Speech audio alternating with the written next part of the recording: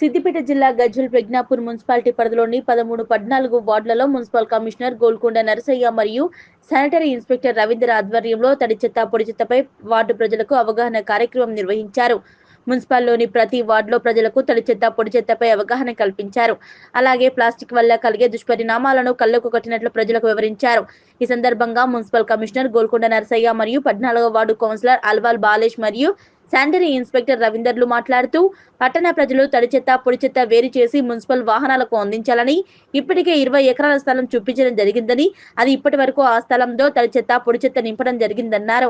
ఇంకా స్థలం కావాలంటే ప్రభుత్వం ఇవ్వదు కాబట్టి ప్రజలే తడి చెత్తలో పొడి చెత్తను ఒక బుట్టలో వేరు చేసి వేయాలని, అలాగే శానిటరీ ప్యాడ్స్, ఇంజెక్షన్స్ మరియు మెడికల్ ఎమర్జెన్సీకి సంబంధించిన వస్తువులను ఎర్రబుట్టలో వేయాలన్నారు. ఈ కార్యక్రమంలో ఆయా వార్డులలో కౌన్సిలర్లు మరియు ప్రజలు పాల్గొన్నారు. నర్సయ్య గారికి, అదేవిధంగా 14వ వార్డు కౌన్సిలర్ గారికి, వార్డు యొక్క ప్రజలకు, నాయకులకు పేరు పేరున సత్య నమస్కారం.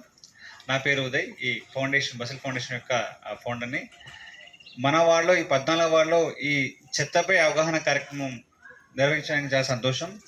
ఈ చెత్త అంటే ఏంటిది, ఈ చెత్తను ఎందుకు వేరు చేయాలి, ఎవరి కోసము, ఎవరికి ఉపయోగము, దానివల్ల మనకి ఏంటి అనేది చాలామంది గ్రహించి, కొంచెం మేము చెప్పే సూచనలు గ్రహించి దయచేసి పాటిస్తే దానికి ఏ విధంగా మనకు ఉపయోగాలు ఉంటాయో, భవిష్యత్తు రేపటి మన పిల్లల భవిష్యత్తు ఎట్లా ఉండాలి, మనకు వాళ్ళు ఎటువంటి ఆరోగ్యాన్ని అందించాలి, ఎటువంటి నీరుని అందించాలి, ఎటువంటి గాలిని అందించాలి, ఎటువంటి వాతావరణం అందించాలనేది ఒక 2 నిమిషాలు చెప్పడం జరుగుతుంది. తడి చెత్త అంటే మీరు అందరికీ తెలుసు, 14 వాళ్ళు చాలామంది బాగానే ఇస్తున్నారని చెప్పి రిపోర్టు మా దగ్గర ఉంది. కానీ కొద్దిగా ఎక్కడో అక్కడ కొద్దిగా చెత్తని వేరేసి బాధ్యత ఎవరిది? మున్సిపల్ కార్మికులదా, మా వాళ్ళది కదా, మీది. దయచేసి అది గ్రహించి మీరు మీ ఇంటి పక్క వాళ్ళకు, మీ ఇంటి వెనక వాళ్ళకు, ముందు వాళ్ళకు దయచేసి చెప్పండి. ఒక్క ఇంటి చెత్తను వేయడానికి మీకు ఎంత ఇబ్బంది అవుతుందో మాకు తెలుసు. ఎందుకంటే అన్ని తిరుగుతూనే ఉంటాం, దాదాపు నెల నుంచి తిరుగుతూనే ఉన్నాం టౌన్లో. మేము మీ ఇంటి దగ్గరకు వచ్చిన చెత్తను చేతి పెట్టి తీస్తున్నాం, అది ఇబ్బంది మీకు మాకు. అటువంటిది మా కార్మికులకు టౌన్లో ఉన్నటువంటి అన్ని ఇళ్ళు చెత్త కుప్ప ఒక దగ్గర వేసి ఏరడం అంటే ఎంతవరకు కరెక్ట్?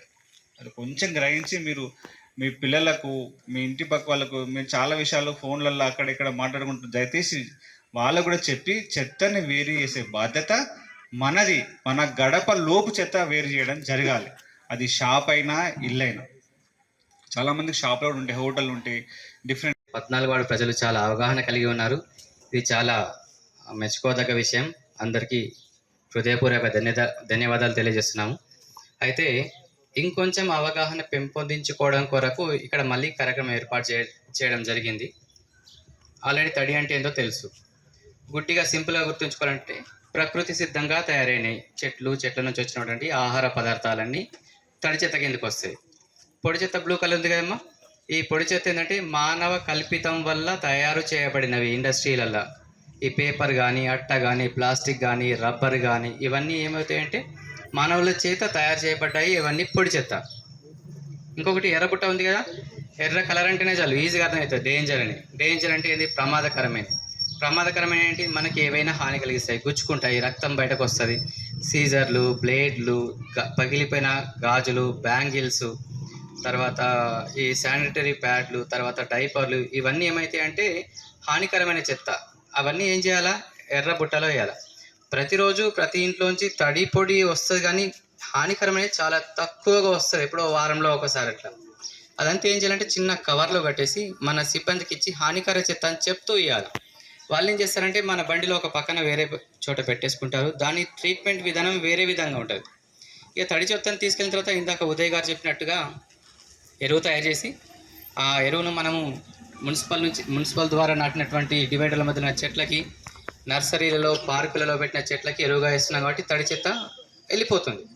పొడి చెత్తను ఏం చేస్తామంటే దానికి సెపరేట్ చేస్తాం. అందులో పాలిథిన్ ఉంది, పాలిథిన్ అంతా పాలిథిన్ ఇండస్ట్రీకి పోతుంది. అట్ట ఉంది, అట్ట ఇండస్ట్రీకి వెళ్ళిపోతుంది. ప్లాస్టిక్ ఉంది, ప్లాస్టిక్ ఇండస్ట్రీకి పోతుంది. ఐరన్ ఉంది, ఐరన్ కంపెనీకి వెళ్ళిపోతుంది. ఇవన్నీ అక్కడ ఏం చేస్తుంటే వాటిని శుద్ధి చేసి మళ్ళీ కరిగించి కొత్త వస్తువులు తయారు చేసి మళ్ళీ మనకే ప్రజలకి అందేయడం జరుగుతుంది. అప్పుడు బండ్ల మీద వస్తాయి చూడండి, చైర్లు, టబ్బులు, తట్టలు, గుట్టలు, కుర్చీలు, ఇవన్నీ ఎలా తయారైనాయంటే ఇలా మనం వ్యర్థాలను శుద్ధి చేసి రీసైక్లింగ్ సెంటర్ ద్వారా మళ్ళీ పునరుత్పత్తి చేసి తీసుకొచ్చిన వస్తువులు అవి. ఇలా ఉన్న ప్లాస్టిక్ని రిన్యూవల్ చేస్తూ మళ్ళీ మళ్ళీ వాడడం వల్ల కొత్త ప్లాస్టిక్ రాకుండా మనం నిరోధించవచ్చు.